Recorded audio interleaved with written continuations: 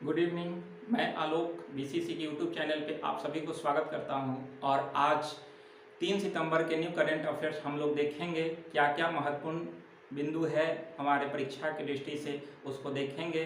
कौन कौन नेशनल या इंटरनेशनल घटनाएं हुई या क्या हुआ नहीं हुआ उसको देखेंगे, जो भी हमारे परीक्षा की दृष्टि से महत्वपूर्ण हो। लेकिन इससे पहले आप सभी अगस्त के जो भी करेंट अफेयर्स का वीडियो गया है, आप सभी उसको देखें, बार बार नोट्स जो है उसको देखें। इसके अलावा नोट्स बनाएं, फॉलो करते रहें, क्योंकि आने वाला जो भी 1 साल तक परीक्षाएं होंगी उसमें आपको अगस्त माह से भी करेंट अफेयर्स रहेगा ही। तो इसलिए आप उसको बार बार देखें ताकि वो आपका अपना हो जाए और आने वाला जो भी परीक्षा हो उसमें आपको उससे प्रश्न न छूटे। तो इसलिए आप सभी उसको देखते रहें। इसके अलावा उसमें आपको ओलंपिक वीडियो भी है, इसके अलावा स्टैटिक्स जीके का भी 2 वीडियो गया है और आपका जाएगा ही। तो आप सभी इसको देखते रहें, इसको नोट्स बनाते रहें और प्लीज़ आप सभी इस वीडियो को सब्सक्राइब और शेयर करते रहें। शेयर आप सभी इसको हमेशा करते रहें, क्योंकि जो है वो जब तक आप सभी शेयर नहीं कीजिएगा तब तक ये क्लास आगे तक नहीं बढ़ेगा। इसलिए आप सभी जो है इसको शेयर करते रहें। और आइए आज के महत्वपूर्ण बिंदु को हम लोग देखते हैं, क्या क्या हमारे परीक्षा की दृष्टि से महत्वपूर्ण है उसको देखते हैं। तो आइए, पहला प्रश्न पे कह रहा है कि मुफ्त पानी उपलब्ध कराने वाला भारत का पहला राज्य कौन बना है। यानी कि कह रहा है कि मुफ्त पानी उपलब्ध कराने वाला भारत का पहला राज्य कौन बना। तो इसका उत्तर आपका गोवा हो जाएगा। गोवा जो है वो आपका भारत के पहला राज्य बना जिसने मुफ्त पानी उपलब्ध कराया है। और गोवा के जो मुख्यमंत्री हैं प्रमोद सावंत, तो प्रमोद सावंत के द्वारा जो है वो आपको ये शुरू किया गया है, ध्यान रखिएगा। तो प्रमोद सावंत के द्वारा आपका शुरू किया गया मुफ्त पानी उपलब्ध कराने वाला भारत का पहला राज्य बना ये। और ये मुफ्त पानी उपलब्ध कराने वाले मुख्यमंत्री प्रमोद सावंत हैं। गोवा की राजधानी पणजी है। पणजी मांडवी नदी के किनारे है, ध्यान रखिएगा। ये आपका ये क्या बोलते हैं, आपका सह्याद्री पर्वत के ऊपर देखिएगा कि गोवा स्थित है। तो इस तरह से आप देख लेंगे। इसके अलावा कह रहा है कि 100% हर घर जल वाला पहला राज्य आपका गोवा ही है, ध्यान रखिएगा। 100% हर घर जल वाला पहला राज्य गोवा है।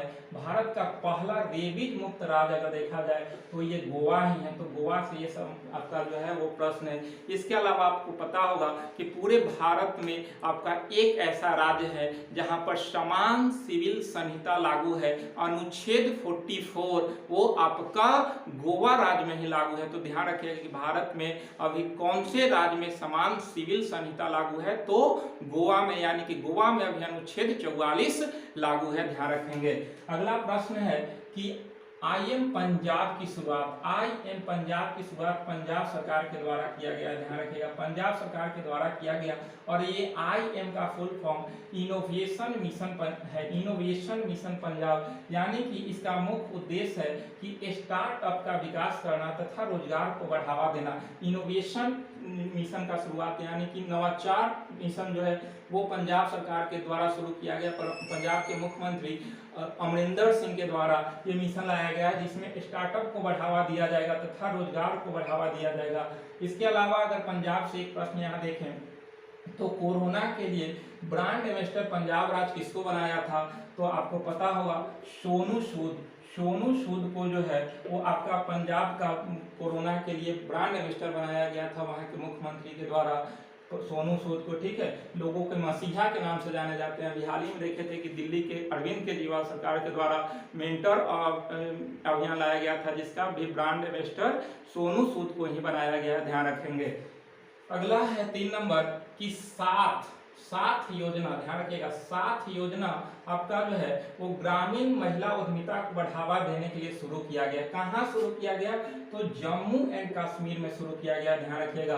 साथ योजना कहाँ शुरू, तो जम्मू एंड कश्मीर में। और इसका उद्देश्य क्या है, तो ग्रामीण महिला उद्यमिता को बढ़ावा देना मुख्य उद्देश्य है। और जम्मू कश्मीर के उपराज्यपाल मनोज सिन्हा के द्वारा ये शुरू किया गया है साथ योजना, ध्यान रखिएगा। तो साथ योजना का संबंध किस राज्य से है, तो आपका जम्मू कश्मीर से। इसके अलावा नीति आयोग की स्थापना कब हुई, तो नीति आयोग की स्थापना 1 जनवरी 2015 को मोदी सरकार के द्वारा किया गया। इससे पहले नीति आयोग को योजना आयोग के नाम से जाना जाता था, लेकिन मोदी सरकार के आने के बाद योजना आयोग का नाम बदलकर नीति आयोग कर दिया गया। नीति आयोग के अध्यक्ष प्रधानमंत्री होते हैं। नीति आयोग के उपाध्यक्ष अभी राजीव कुमार हैं। नीति आयोग के सीईओ अभी अमिताभ कांत हैं और नीति आयोग की स्थापना 1 जनवरी 2015 को ही। नीति आयोग के पहले अध्यक्ष अगर देगा तो प्रधानमंत्री मोदी ही हैं, क्योंकि नीति आयोग के अध्यक्ष वही होता है जो देश के प्रधानमंत्री होते हैं और उपाध्यक्ष अलग होते हैं जो अभी वर्तमान में राजीव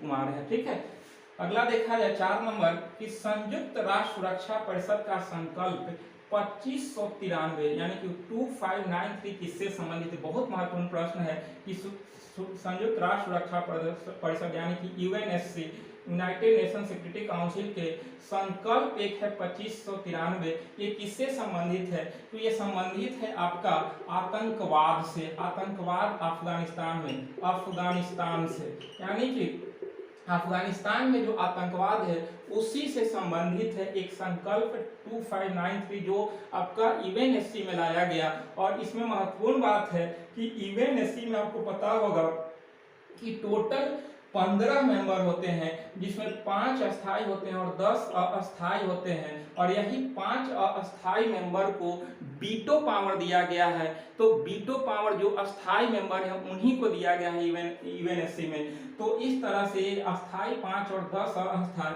तो ये अफगानिस्तान में आतंकवाद से संबंधित संकल्प 2593 लाया गया, जिसमें वोटिंग हुआ और इस वोटिंग में टोटल 13 मत पड़े। और इसमें महत्वपूर्ण बात है कि रूस और चीन इसमें भाग नहीं लिया। टोटल 13 ही वोट पड़े 15 में से, और रूस और चीन इसमें भाग नहीं लिया। अगर ये भाग लेकर अगर इसके विरोध में वोट करते या वोट नहीं करते भाग लेकर, तो फिर वीटो पावर यूज कर हो जाता और इस तरह से ये पारित नहीं हो पाता। लेकिन इसमें भाग ही नहीं लिए, जिसके कारण ये पारित हो गया, क्योंकि जो भी अस्थायी मेंबर होते हैं उन्हें वीटो पावर का अधिकार दिया गया है। ठीक है, तो इस तरह से ध्यान रखिएगा कि संकल्प 2593 किससे संबंधित है? तो अफगानिस्तान में आतंकवाद से। अगला प्रश्न है 5 नंबर कि अभ्यास जैपेट 2021 का आयोजन कहाँ किया जा रहा है? तो इसका सितंबर में ही आयोजन आपका रूस में किया जाएगा, रूस के मॉस्को में। ठीक है, रूस के मॉस्को यहाँ की राजधानी है रूस के, और यहीं पे जैपेट 2021 का आयोजन किया गया। और ये है कि भारतीय सेना इसमें भाग लेगी। ध्यान रखिएगा, भारतीय सेना भाग लेगी और ये आतंकवाद के खिलाफ जैपेट 21 का आयोजन रूस में किया जा रहा है। ध्यान रखेंगे। अगला प्रश्न है 6 नंबर कि युवृत लाइफ, ध्यान रखिएगा बहुत महत्वपूर्ण प्रश्न है कि युवृत लाइफ को विकसित किसने किया है? युवृत लाइफ इसको विकसित किया है आईआईटी रोपर ने। ध्यान रखिएगा, आईआईटी रोपर ने इसको विकसित किया। रोपर आपका कहाँ है? पंजाब में। आपका सैंधव स्थल भी रोपर था, ध्यान रखिएगा। तो ये आईआईटी रोपर ने युवृत लाइफ को विकसित किया। ये युवृत लाइफ है क्या?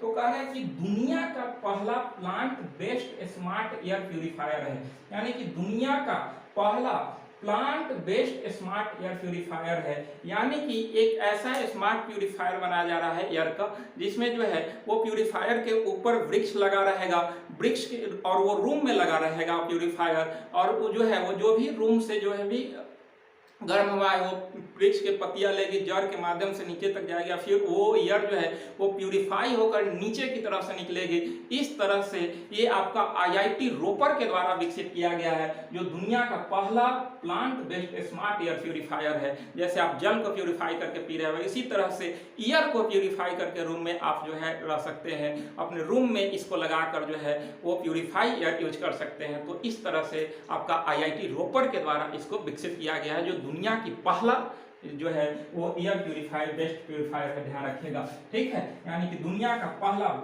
बेस्ट स्मार्ट एयर प्यूरिफायर किसने विकसित किया? तो आईआईटी रोपर ने विकसित किया है। ठीक है, अगला प्रश्न है 7 नंबर कि राज्यसभा का नया महासचिव किसे बनाया गया? ध्यान रखिएगा, बहुत महत्वपूर्ण प्रश्न है। राज्यसभा का नया महासचिव ये आपका परसाराम केशव रामाचार्युलू है। ठीक है, परसाराम केशव रामाचार्युलू आपको जो है वो राज्यसभा के नए महासचिव बने हैं। और ध्यान रखिएगा कि लोकसभा के वर्तमान महासचिव अभी उत्पल कुमार हैं। यानी कि लोकसभा के महासचिव कौन हैं? तो उत्पल कुमार हैं। लोकसभा के पहले महिला सचिव महासचिव इनसे पहले थी स्नेहलता श्रीवास्तव, और उसके बाद उत्पल कुमार को लोकसभा का महासचिव बनाया गया। तो ध्यान रहे कि अगर प्रश्न पूछे कि लोकसभा के पहली महिला महासचिव कौन थी, तो स्नेहलता श्रीवास्तव थी, और अभी वर्तमान में लोकसभा के महासचिव उत्पल कुमार हैं। और देखा जाए तो अनुच्छेद 29 संसद का गठन है, ध्यान रखिएगा। और संसद के अगर गठन है तो संसद के 3 अंग होते हैं, लोकसभा, राज्यसभा और राष्ट्रपति। लेकिन अगर प्रश्न पूछे कि संसद के कितने सदन होते हैं, तो संसद की 2 सदन होती है, एक लोकसभा तो दूसरा राज्यसभा हो जाती है। तो संसद की गठन अनुच्छेद 29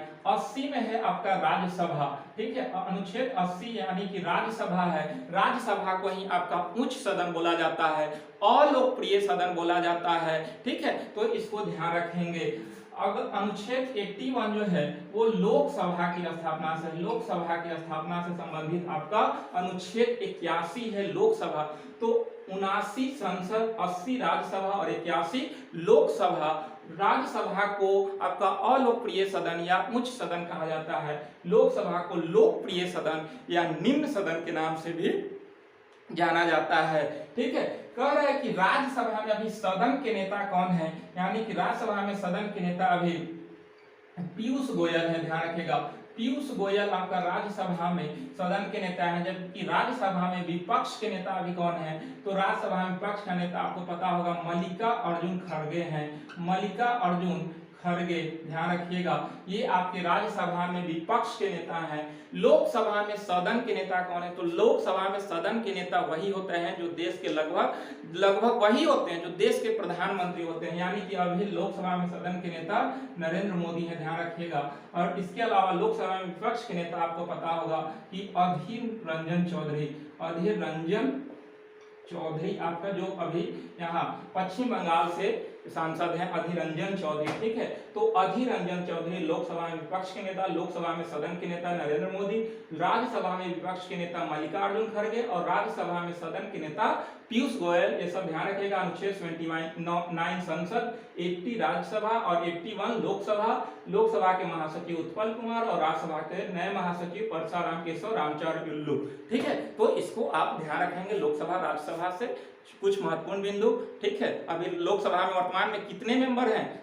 वर्तमान में 543 ही हैं, क्योंकि 545 हुआ करता था, लेकिन 2 जो एंग्लो इंडियन थे उनको समाप्त कर दिया गया। इस तरह से अभी वर्तमान में 543 मेंबर ही हैं।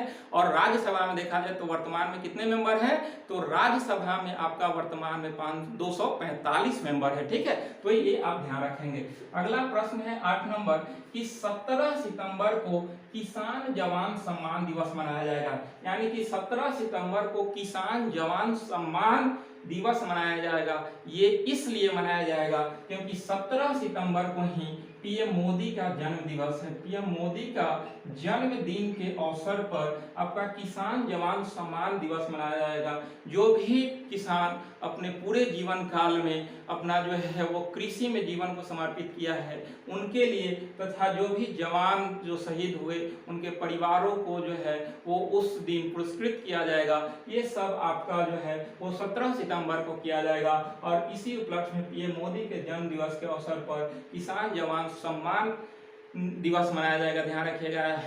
ऐसा कहना है बीजेपी के द्वारा कि जो है प्रधानमंत्री मोदी जब से आए वो किसानों और जवानों के सम्मान में बहुत सारे कार्यक्रम शुरू किए हैं या योजनाएं लाए हैं। इसी के लेकर जो है वो किसान जवान सम्मान दिवस प्रधानमंत्री मोदी के जन्म दिवस के अवसर पर मनाया जाएगा। ध्यान रखिएगा। अगला है 9 नंबर कि सर्वाधिक अंतर्राष्ट्रीय गोल दागने वाला आपका जो है वो सर्वाधिक अंतर्राष्ट्रीय गोल दागने वाला विश्व के पहले खिलाड़ी क्रिस्टियानो रोनाल्डो बने। ध्यान रखिएगा।